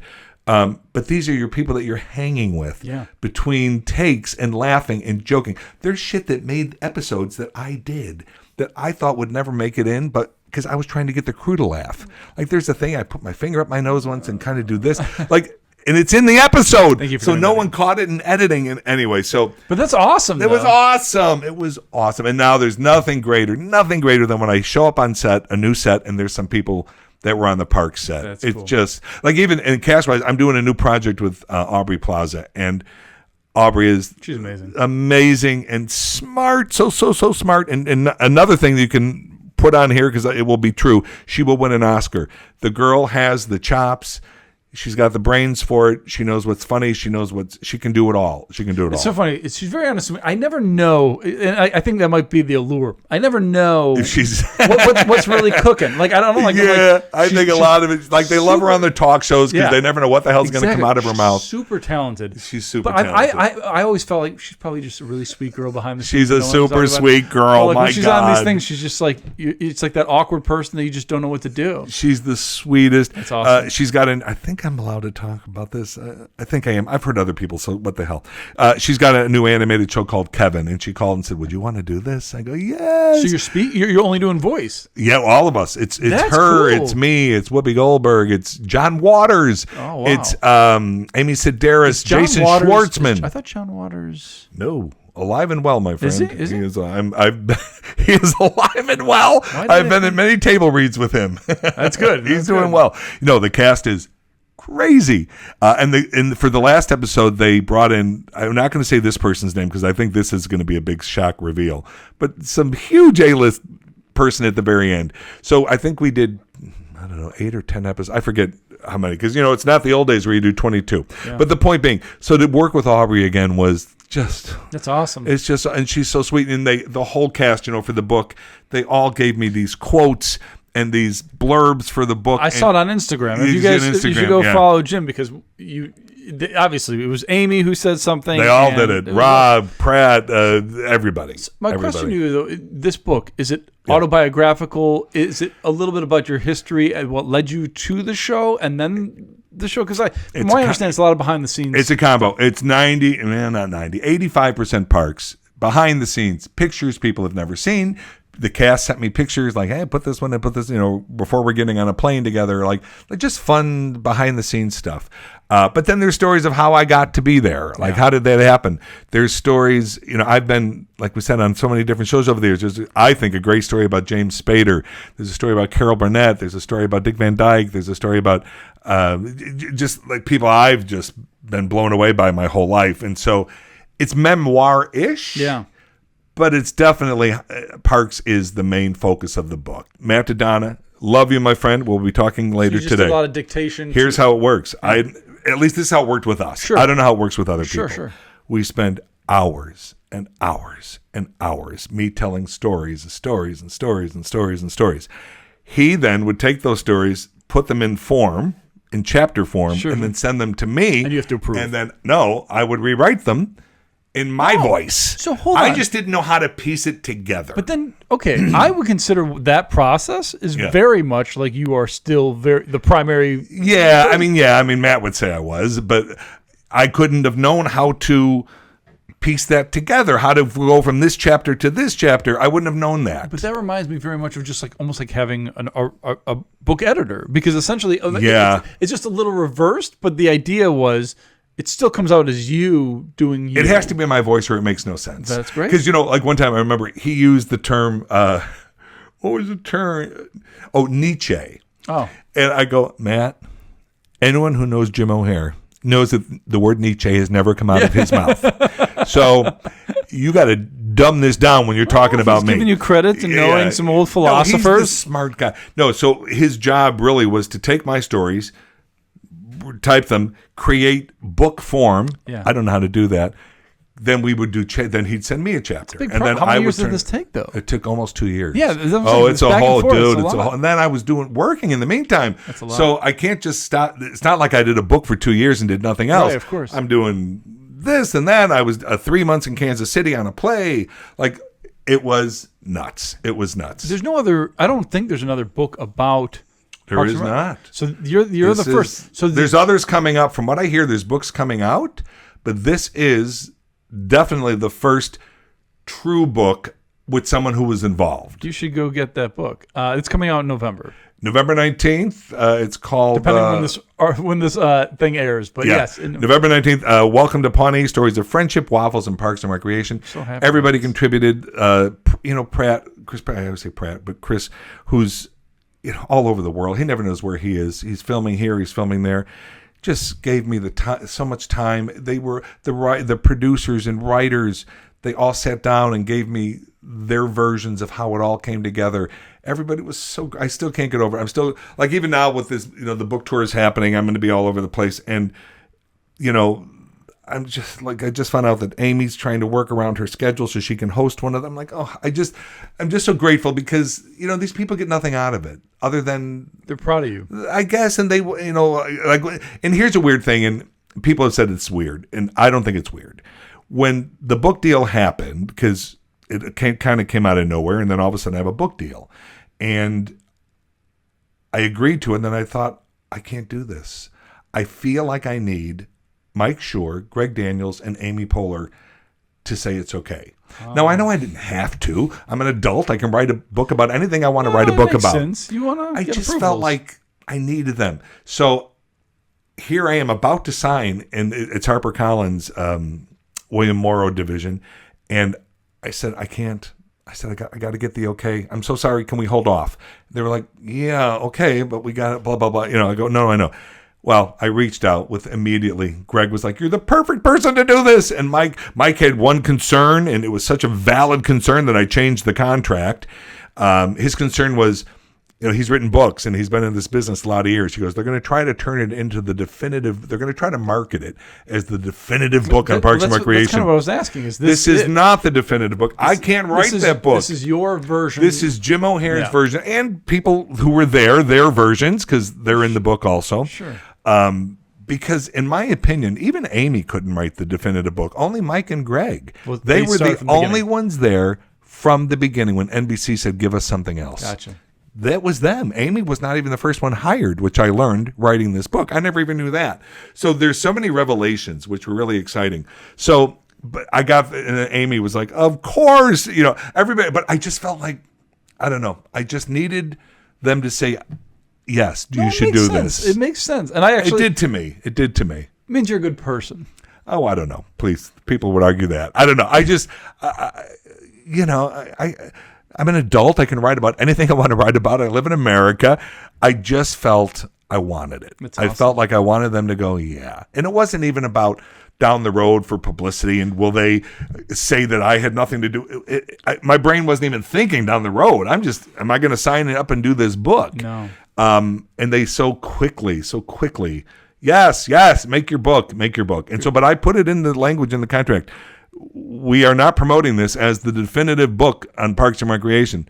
I can't do that book. I don't want to do that book. I don't know enough to do that book. This is more fun stories. It's fun behind the scenes. It's a love letter. I call it the love letter. And then I also said, as it turns out, and this blew me away, every publisher bid on it. Everybody wanted it. Wow. Every one of them. Your agent just pushed that out there? The agent, I did all these meetings with publishers, and then apparently there's this thing called an auction. I knew nothing about this. Dude, this is so new. When you talk TV and film, I can talk. Sure. I've been around. I can tell you this. I can tell you shots. I can tell you we need to get this coverage. My brain has been there for a long time. The book world I know nothing about. So this is kind of an embarrassing story. So So the agents reach out to me about doing this book. Okay, maybe, I guess. I don't know. Is there a book there? We chat. So they reached out to you first. Yeah, my manager called and said these agents in New York. They want to know about the parks. Would you consider doing a book about parks? Because the anniversary, we're at 10 years since it's been over. But why? I'm just curious. And this is definitely not a knock on you. They're like, why did they? Why me? Not to Mike. For all I know, they went out to everybody. I have no idea. They could. Maybe they went out to others. So when you reached out to Amy and they're like, we already got the call. we turned this shit down, dude. You're the only idiot. You're the only idiot who said yes. But Amy had already done her book. Yeah. Nick had 2 or 3 books by this point. So I don't know. I have no idea. They might have reached out. But what I'm saying is, what a blessing, the fact that it worked out. It was lovely. So they reached out. So they reach out, and then I'm like, I don't know. And then they said, if you don't mind, let's plan for a 2-hour phone call and just tell us some stories. So a half hour into that phone call, they said, Jim, we have a book. We can tell already your excitement for everything, your love for the show. We have a book if you want to do it. I said, well, I guess okay. He said, we're going to put up a proposal. We'll put it out there into the world to see if we get any feedback from the publishers. Sure. So they get all sorts of feedback, and people want to take meetings. And he said, I'll be honest, some people are going to take meetings only because they want to meet you because they're big fans of the show, but maybe they're really not interested in doing a book. Okay, whatever. But you can't weed them out because this is so Hollywood. Yes, it is so Hollywood. So I'm doing all these Zoom meetings because they're mostly in New York, and I'm in LA or wherever I was working at the time. And he said they go about 45 minutes. None of them went less than an hour and a half because, as you can tell, I ramble. And so they were all really good meetings. They felt good. But I also made very clear to every one of these people in this meeting, if you're interested in this book, this is not a tell-all. This is not a, Amy walked on set and that bitch. I said for 2 reasons. One, I'm not. Make your book. Go make your book. Really, Amy? Big mistake, bitch. No, there's 2 reasons. One, I don't think I would write that kind of book anyway. And 2, I don't have it. We didn't have that. I didn't have craziness. Which is why you wanted to do this book at exactly. all. Yeah. Now, believe me, there's some tough stories in this book. There's things that happened to me during the show because of the show that were rough to deal with. But it wasn't the show's fault. It was outside life stuff. People magazine. Things happened that I talk about that were hurtful. But that wasn't because of this cast or these producers. Right. This was outside things that were shitty. Yeah. And I talk about all that. So it's not all like this Pollyanna, oh my God, we just kissed and laughed every day. No, there's other stuff in there too. But so anyway, so I made sure everyone knew this was not going to be a tell-all because I don't have dirt. I mean, I have personal things about all of us. We all do. We were together for 6 seasons. Divorces and dating and this and that. We all have our stories. I would never share with those are like with friends. I don't tell their stories. That's their business. But there was no actor shitty to another actor. It just didn't hapen. It just didn't happen. By the way, that's an anomaly. Anomaly, dude. I've been on all the other shows. Yeah. I've been on shows where I have heard one actor say to another, oh, I saw you on so-and-so show last night. How did that happen? Like jealousy. Dude. I never, ever saw it. First of all, we were all out there. We were all doing our thing. What's also crazy, though, is unlike The Office, because that was the first before mockumentary, those actors, most of them, no one had a clue about. Not a clue. This had, all of you guys became all-stars, but a lot of people came in already with, Amy Poehler was not a nobody. No, she's Amy Rob Poehler. Lowe, Exactly. Paul Rudd, Rashida Jones. Everybody, Rashida specifically from The Office. I know, but I'm just saying these are well-established people. So what I'm saying is the fact that there wasn't anything, none of it, and before they even walked. And I guarantee you, if you walked into hair and makeup, and we hadn't worked with you before, and if I saw you, I thought, oh, I don't know this person. Hey, I'm Jim O'Hare. What are you playing? What are you doing on the show? I'd just be there for the makeup. Though. You would just, well, we would have a lot to do with you, and the hair, we'd be there for days. There's just not enough glue. No, but I'm just saying, everybody, it was just that atmosphere. Everybody was welcome and stuff. So what happened was, so I do all these meetings, and then they're over. And I said, well, what happens now? And he goes, well, they're going to, there'll be a bid, and then we'll see if anybody wants it. I go, okay. Again, I know nothing about this world. This is cool, though. So it's happening on a Friday, whatever date this was. And I'm heading to Denver to do, I was judging a film festival. So I get on the plane. I remember sitting there thinking, when I get off this plane, I might have a book deal. Aren't I something? You must have farted so much on that plane. Like, hey, people, suck these in because these are an author's farts. That's right, people. Oh, and that one was wet. That's going to really stink. And actually, I might have to go clean myself. But just for the record, it will be an author wiping his ass. No, I was really like, this is kind of exciting. Yeah. So, 3.5, how long to get to Denver? 2 hours, 3, whatever it is. I get off the plane and I'm thinking, I turn my phone back on. I'm like, nothing. Not a fucking word from anybody. I'm like, what? And I was, okay, like, well, I was blue-balled. I'm like, okay, that's it. That's it. And okay, it didn't cost me anything than time. Like I did all these meetings. You get excited but I about was it. like, whatever. So the day goes on, and I hear nothing. And I'm heading now to, there was like some 6 o'clock dinner before a reception-y thing, at these festivals. Yeah. So it's like 5:45, and I'm, finishing up in the bathroom, brushing my teeth and everything, and the agent sends me a text. And it's to me and my manager. He goes, "Can you guys jump on a quick call?" And I go, yeah. And so I get on. His name is Matt. I go, "Hey, Matt, what's going on?" He goes, "Hey, how are you doing?" I go, it's not the day I was hoping for. And he goes, "What do you mean?" I said, "Well, I kind of thought, earlier today we would have had a book deal." And he goes, "What are you talking about?" I go, "Well, today was the auction, right?" And he goes, "Yeah." I go, "Well, Matt, at 6 o'clock, it must be like 8 o'clock in New York." He goes, "The auction ended 20 minutes ago." I go, "What?" He goes, "It goes all day because someone bids and then they bid again. Then they hear what this one bid." You have no idea how I this know works. none of this.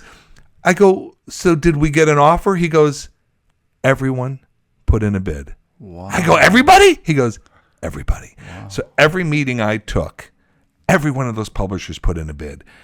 And so I went from being like, "Oh, what a shitty day," to rich. Yeah. Well, for $2 billion?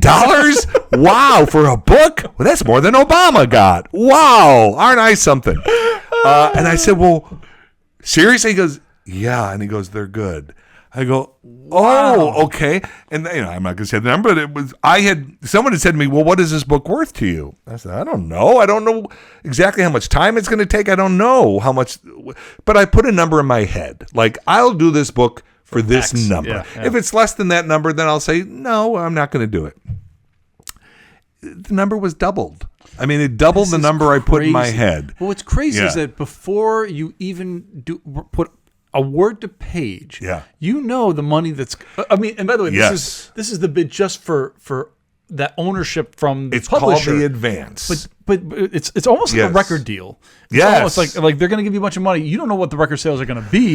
Who knows? So this is just to get going. And everyone had told me, Nick and Aziz, they all have books, and they said it's all about the advance, because they said somehow magically there's never money after the book comes out. No matter how well a book does, it's like a movie. You know how it'll make $200 million, and they go, we lost $50 million on that. Which is crazy. Well, how the hell did we lose $50 million? But that's convenient, But the thing is, auditing or whatever they do. The difference is, from my understanding, you're not going to lose. You can't really lose money. I mean, maybe the publisher makes a certain amount of paperbacks that don't get sold, but for the most part, you get your advance, and then you're getting obviously some sort of royalty on whatever books sell. You do, but their whole point was make sure your advance is worth it, because don't count on anything after, because they have never seen anything after, and these are famous people. Wow. And so the advance, and the way the advance works is you get it. And if I sell one book or 1 million books, it ultimately doesn't matter financially, other than my name's on it. Right. I want it to do well. Of course. So like I could say right now, but I'm not going to promote it anymore. I'm kind of done. Well, I don't want that to be the case. Of course not. I don't. I want it to do well because my name is on it, and I love the topic of this book. I'll talk about parks all day long. And so it is the book world is a weird world. And then I've gone to these book events now that I'm doing this, and there were these other authors there. We were all on this panel together, and I told the story that I just told, and they all looked up during the panel and said, there were other people interested? I didn't know, because they're doing very niche books and whatever. And this is a book that is based on a show that is out in the world. Of course. And so, yes, they all wanted it, and they all bid this I thought lovely money, and ultimately I said to the agent, "What do we do?" Because everyone's kind of in the ballpark. Agent's like, of like, absolutely yes, go, yes, go. We're doing something. I get my 15%. Exactly. Yeah, please. So he said, because everybody, they were kind of all in the same financial area, like, so that part wasn't so much what was going to make the decision. And I said, who do you guys work with the most? And they said HarperCollins. We love them. They handle this book. They have this book coming out that is related to like TV. Anyway, we went with HarperCollins, and I mean, they're very well established. They're very well, and their William Morrow division is huge. It's been amazing. They have, the department. I don't know. Have you seen the cover of the book? Yeah, I saw it on Instagram. I'm going to say this. It's fucking amazing, and I take zero credit. I had nothing to do with it other than they had said to me, "Do you have a certain book cover you like?" Because like I said, I do like to read. And I said, I don't know. Some things catch my attention more than others. And they said, why don't you go to a bookstore and walk around? You go to the Bible. Go to I just want to cross. I just want to, nothing, and I wanted to call it the Bible, the Parks and Recreation Bible. Oh. So I went to a Barnes and Noble and I walked around, and there was this one, I'm a little bit obsessed with Saturday Night Live. I just always have been. And there was this one where there was they were in caricature. And I thought, oh, that is really cool. And I just said to them, well, I saw this book I liked, and I said, and there was these caricatures that really kind of stood out. Well, I don't know. A month later, they said, what do you think of this? And I literally was pounding on the table at home like, yes, yes, yes. Because even if you hate this book, you will love this cover. I keep the fans, the diehard fans, there's so many, what's the term you young people use about secrets? This means this. Easter eggs.